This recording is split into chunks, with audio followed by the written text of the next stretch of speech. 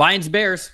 Next game that we're hitting here, Detroit wins this game 34-17. Top 5 graded Detroit Lions here in this one. Center Frank Ragnow at the very top of the list with an 87.1. Wide receiver Jameson Williams an 86.0, thanks to a bomb of a touchdown that really helped out his day.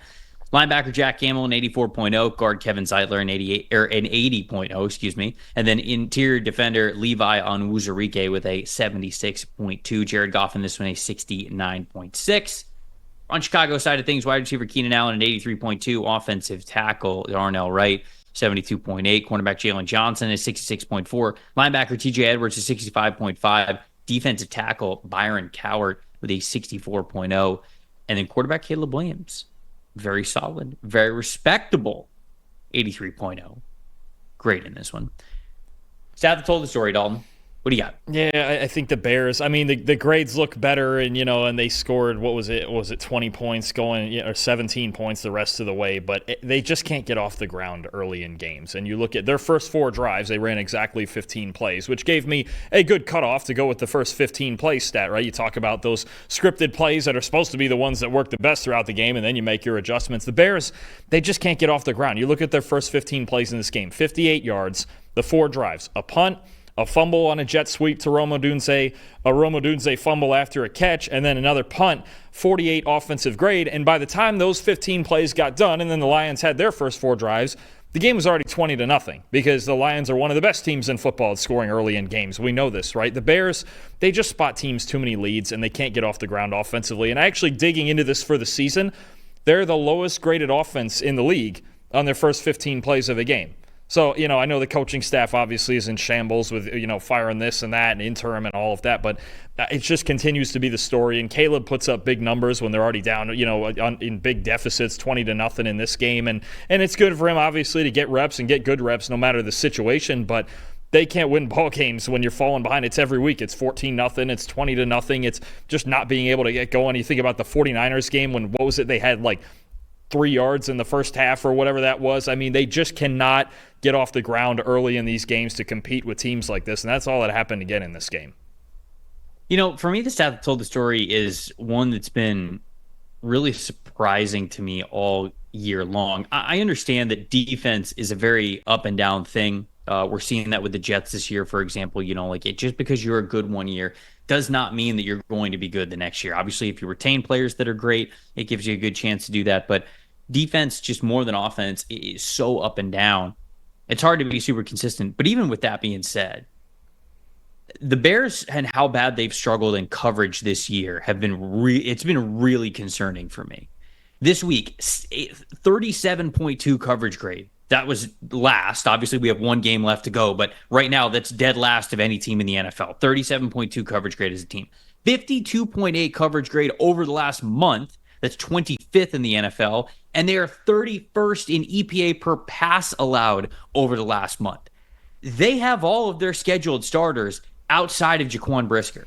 That's it. And I think Jaquan Brisker is obviously a good player. If he's out there, I think he's a difference maker. There's no doubt about it, especially because Jonathan Owens really struggled in this game. But you still have most of the rest of your secondary. Jaquan Brisker can't be worth this much, or if he is, he needs to get a pay raise because the wins above replacement for him has got to be a lot higher. And I understand that the front needs to get better, and that really helps out the coverage, and they need to get a little bit more impact play up on the front. But some of those guys in the front have even been playing decent this season. It's been on the back end. How unreliable the Bears have been on the back end is just really concerning for me, especially when you go into next season and you say to yourself, well, all right, all we need is the right offensive mind. A good offseason will change little things here and there, whatever. We've made a lot of our bets. This is sort of the team that we have. If we just change who's orchestrating the offense and really figuring things out, and if that's the case, then this offense will be humming. The defense is where it needs to be. This team's going to be able to compete even in a really, really, really competitive division. I don't know how much of a guarantee that is, the way that their defense, specifically their coverage unit, has played this year. And just like they can have a bad year out of nowhere, you can think that it's possible they have a bounce back next year because there's a lot of the same good players. But I don't know. I have many more worries for this coverage unit after watching them over the last month and the second half of the season than I thought I was going to have with them, even independent of how their offense struggles. To me, the stat that told the story is the Bears coverage unit once again failing to hold up their end of the bargain here. Even if I understand it's a great Lions offense, still, you kind of got your cards on the table for the defensive player that you have. You got to be able to play better than this. You can't just say to yourself, well, we played the Lions, so, it's just a guaranteed loss. That you can't be doing that.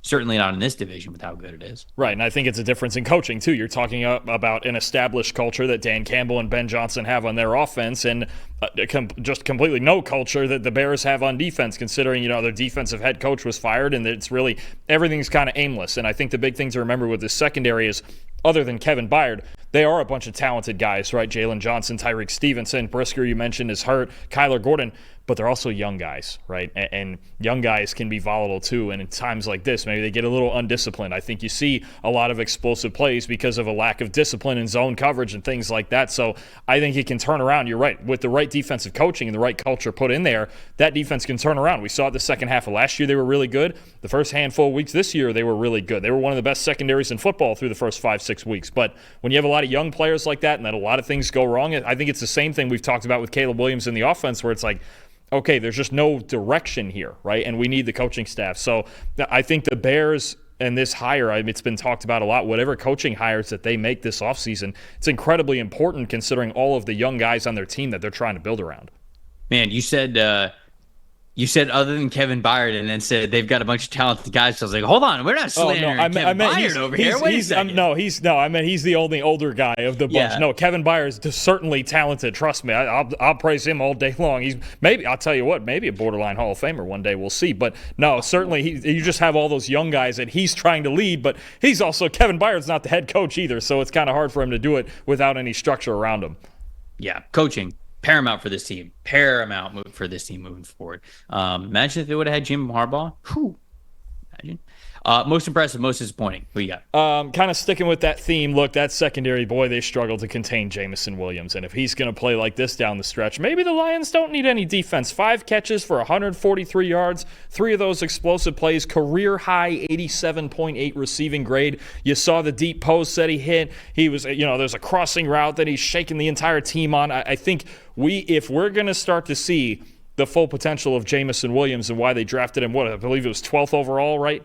You're talking about a dangerous team that adds this vertical element that even Amon-Ra St. Brown doesn't add way downfield with speed of Williams. So he's an absolute burner. He had the best game of his career in this game. And on the other side of that, you mentioned the secondary. You mentioned Jonathan Owens. Just look, if you're a middle-of-the-field defender against the Lions and the Lions have a day like this, somebody's going to get torched. And he gave up 7 catches, 160 yards, was responsible for all 3 of Jared Goff's touchdowns, including the deep post to Williams, and then a play that you're about to get into to Sam Laporta. He was supposed to pick up Laporta, ended up not doing that. Laporta beat him down the sideline, and I just think that's what's going to happen. It's going to, a lot of times when the Lions score this many points, and they do it a lot, I'm going to find probably a linebacker or a safety who ends up getting torched on it, because that's who they attack, is those guys in the middle of the field. Yeah, for most impressive, it could be a number of things. Obviously, just the Lions bounce back in general. Jahmyr Gibbs playing without David Montgomery and playing very well. It could be the offensive line. You mentioned Jameson Williams. It could be so many different players for the Lions, but we've praised so many of their players every single week throughout the season. I'll say my most impressive is instead going to Ben Johnson and the play design of that fake stumble touchdown to Sam Laporta, which is just like, man, they are toying with you if they are pulling that stuff out of the bag. And diabolical, honestly, for him to call that kind of a play in a divisional game, and with as much as this offense is humming, of course it worked, right? So that fake stumble play action to Sam Laporta, the guts, the gall, even the genius maybe to make that kind of a play call. It's just very impressive from Ben Johnson. I think what's funny about it. I think there is no better quarterback to sell that with than Jared Goff. Yeah, no, I know, because he's a little clumsy. He's a little clumsy, and like you would believe that he's about to fall. I don't know. Maybe the only other quarterback that I could, like Will Levis, maybe doing that, right? Because like Levis is sometimes the footwork's a little all over the place because he gets a little too hyped up. Like maybe Jameis Winston as well. But other than that, yeah, if you want somebody that you think is a little bit more reliable to be able to pull that off, I do agree with you. Jared Goff is a great candidate for that. Absolutely. I mean, just and that's I don't what Ben Johnson comes up with, even up 20 in games like this, is just ridiculous. And it is the reason, in part, that you still have hope that maybe the Lions could make a run. All the defensive injuries, but look, if they're just going to go putting up 34, 42, 45 points every week, then you still can't count them out, even against the Philadelphias and Minnesotas. And I'll tell you what, this Week 18 matchup with Minnesota is going to be an absolute burner, isn't it? Especially possibly the number 1 seed on the line with the Eagles losing this week. They're going to make that Sunday Night Football, right? Either that or Rams Seahawks is still sitting there as possibility. Oh yeah, Rams Seahawks as well. You could get the NFC West going on the line there. Either one of them. It's going to be one of those two. Obviously, they have the flexibility to flex every single game in Week 18. If you guys go look up the Week 18 schedule, it all says to be determined for time. And even the date, right? Because they could go to the Saturday games as well. So they don't know the date, they don't know the time, but we will know that very soon after next week when we know exactly what these teams are going to be playing for in Week 18. My most disappointing is sort of the Bears just being winless during what has been a pretty nice Caleb Williams run here. Now, not to say that it's been perfect for him, but since Week 8, second half of the season, he's 15th in the NFL, so right around the middle of the pack when it comes to big-time throws.